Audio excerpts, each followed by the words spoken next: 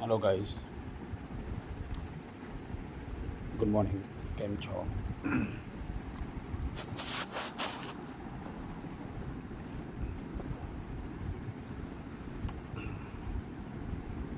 આજે આપણે ગ્રામીણ અર્થશાસ્ત્ર એના વિશે જોઈશું. Rural economics. ગ્રામીણ અર્થશાસ્ત્ર શું છે? ભારતના સંદર્ભમાં આ ખૂબ જ અગત્યનો વિષય છે, કારણ કે ભારતની મેજોરિટી વસ્તી એ ગામડામાં વસેલી છે. એટલે જો ભારતના અર્થશાસ્ત્રનો વિકાસ કરવો હોય તો વધારે ભાર ગ્રામીણ અર્થશાસ્ત્ર પર અથવા ગામડા ઉપર આપવું જોઈએ, ગ્રામીણ વસ્તી પર આપવું જોઈએ. જો ગ્રામ્ય વિકાસ થશે તો ઓવરઓલ વિકાસ પણ સારો થઈ શકે. હવે ગ્રામીણ અર્થશાસ્ત્રમાં શું શું, એની વ્યાખ્યાઓ થોડીક જોઈએ. તો આર્થર લુઈસના મતે ગ્રામીણ અર્થશાસ્ત્ર એટલે કૃષિ, માલસામાન અને સેવાઓના ઉત્પાદન, વહેંચણી અને વપરાશ સાથે સંકળાયેલી આર્થિક પ્રવૃત્તિઓનો અભ્યાસ.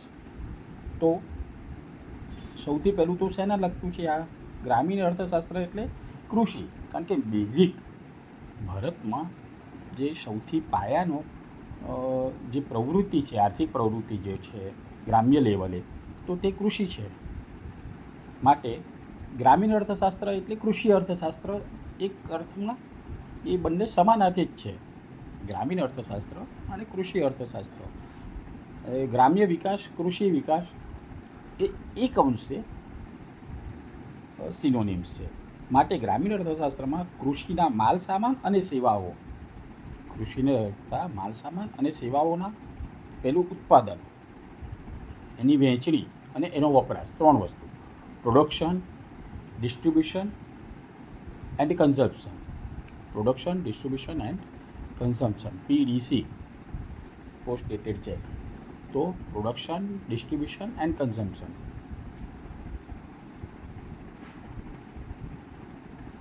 ઉત્પાદન, વહેંચણી અને વપરાશ સાથે સંકળાયેલી જે કંઈ આર્થિક પ્રવૃત્તિઓ છે એનો અભ્યાસ એ ગ્રામીણ અર્થશાસ્ત્ર છે. ત્યારબાદ આર્થર સી પીગુએ આપી છે વ્યાખ્યા. એમના મત પ્રમાણે કૃષિ અને અન્ય ગ્રામીણ ઉદ્યોગો વચ્ચેની આંતર પ્રક્રિયા પર ભાર મૂકતા ગ્રામ્ય વિસ્તારોની આર્થિક પ્રવૃત્તિઓના અભ્યાસને ગ્રામીણ અર્થશાસ્ત્ર કહેવામાં આવે છે.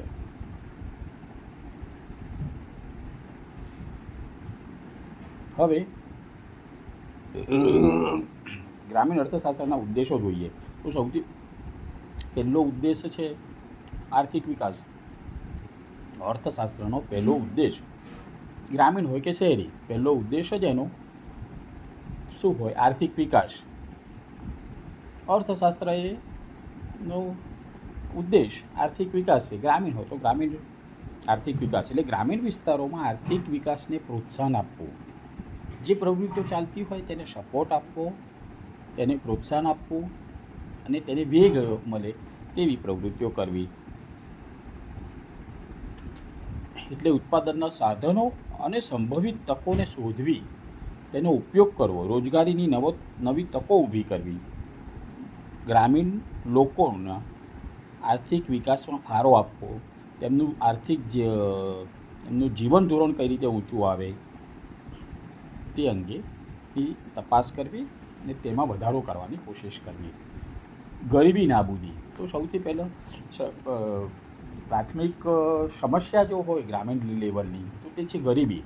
મેજોરિટી ઓફ ધ પીપલ, એટલે મોર દેન 50% people are living below the poverty line. એમને જે મિનિમમ રિક્વાયરમેન્ટ છે તે પણ માળ ઉપલબ્ધ થાય છે. એટલે ગરીબી મોટા પાયા પર છે. તેમની પાસે યોગ્ય પૂરતું ફંડ નથી, પૂરતા ભંડોળ નથી. પોતાનું જીવન જરૂરિયાતની વસ્તુ નીડ્સ જે છે, જે રોજિંદી જે જરૂરિયાતો છે તે પૂરી પાડવા માટેના પણ ફંડ્સ નથી. તો તેઓ નવો ધંધો કે રોજગાર કે ખેતીમાં બીજું ઇન્વેસ્ટમેન્ટ કઈ રીતે કરી શકે? માટે ગરીબી એ સૌથી મોટી સમસ્યા છે. કૃષિ વિકાસ. હવે ગરીબી એ કૃષિ વિકાસ, તો કૃષિનો વિકાસ કરવો એ ગ્રામીણ અર્થશાસ્ત્રનો વિશેષ ફોકસ છે. કારણ કે મુખ્ય પ્રવૃત્તિ આર્થિક વિકાસ કરવો છે ગામડામાં, તો ગામડામાં આર્થિક પ્રવૃત્તિ કઈ છે મુખ્ય? તો કે તે કૃષિ છે. માટે કૃષિનો વિકાસ કરીશું તો લોકોની ગરીબી દૂર થશે અને ગ્રામ્ય લેવલનો આર્થિક વિકાસ પણ થશે. આંતરમાળખાનો વિકાસ તદુપરાંત વાહન વ્યવહાર, સંદેશા વ્યવહાર, સિંચાઈની સવલતો, વીજળીનો પુરવઠો, આરોગ્યની સુવિધાઓ, શૈક્ષણિક સંસ્થાઓ જેવી બધી માળખાકીય સુવિધાઓ પૂરી પાડવી, તેમનું જાળવણી કરવી, તેમનો વિકાસ કરવો, તે આંતરમાળખાનો વિકાસ છે. એટલે પાયાની જે જરૂરિયાતો જે છે, શિક્ષણ છે, વાહન વ્યવહાર છે, સિંચાઈ છે, વીજળી છે, આ બધી પાયાની જરૂરિયાતો પૂરી પાડવી, પ્લસ તેમાં વિકાસ કરવો, તેમાં વધુને વધુ લોકો સુધી તે પહોંચાડવું, વધુને વધુ સમય સુધી લોકોને વીજળી મળી રહે, શક્ય ત્યાં સુધી 24 કલાક મળે તેવો પ્રયત્ન કરવો. આવકમાં વૈવિધ્યકરણ તદુપરાંત આવક જે છે તો ગરીબ રહેવાનું કારણ કે તેઓ એક જ વસ્તુ પર ફોકસ હોય છે કે ખેતી, અને એમાં પણ જો પાક લેવાય તેટલા પૂરતું ખેત મજૂરોને અથવા ખેડૂતોને કામ મળે, બાકીના સમયમાં પ્લસ તે પણ પાણી, વીજળી બધાની અવેલેબિલિટી ઉપર આધાર રાખે છે કે વરસાદ આવે, સારો વરસાદ આવે તો રોપણી થાય, નહીં તો નહીં. વીજળી હોય તો એનું પ્રોપર બધું કામકાજ થઈ શકે, નહીં તો અટકી જાય. તો પાણી ને વીજળી જે બેઝિક જરૂરિયાતો છે એના પર આધારિત હોય છે, અને પ્લસ સિઝન પર. તો આવા સિઝનલ એમ્પ્લોયમેન્ટ હોવાના કારણે અમુક સમયમાં એમને રોજગારી હોય છે, બાકીના સમયમાં બેરોજગાર રહેવું પડે છે. તો એમાં વૈવિધ્યકરણ કરવામાં આવે કે ભાઈ બાકીના સમયમાં તેઓ એવી કોઈ પ્રવૃત્તિ કરી શકે કે જે ઓછા મૂડીથી થઈ શકે, ઘેર બેઠા થઈ શકે. એટલે નાના ઉદ્યોગો, કુટીર ઉદ્યોગો વગેરે નાની નાની પ્રવૃત્તિઓમાં તેઓ વૈવિધ્યકરણ કરે કે જેટલો સમય ખેતીમાં કામ મળ્યું તેટલો સમય ખેતીમાં કામ કરી દેવાનું, અને બાકીના સમયમાં પણ આર્થિક નીડ્સ પૂરી થાય તે માટેની કોઈક પ્રવૃત્તિઓ તેમને મળી રહે. માનવ મૂડીનો વિકાસ તો ઉત્પાદનના જે 4 સાધનો કયા છે એમાં લેન્ડ, લેબર, કેપિટલ અને ઓર્ગેનાઇઝેશન. તો લેબર એટલે માનવ શ્રમ એ પણ એક ઉત્પાદનનું સાધન છે. તો આપણે ત્યાં તો આટલો બધો ઉત્પાદનના સાધન છે, છતાં આપણા દેશમાં કેમ આર્થિક વિકાસ નથી જોઈએ એટલો? કારણ કે માનવ મૂડીનું આપણે યોગ્ય રોકાણ નથી કરી શકતા, યોગ્ય ઇન્વેસ્ટમેન્ટ નથી કરી શકતા, યોગ્ય માનવ મૂડી પાસેથી કામ નથી લઈ શકતા.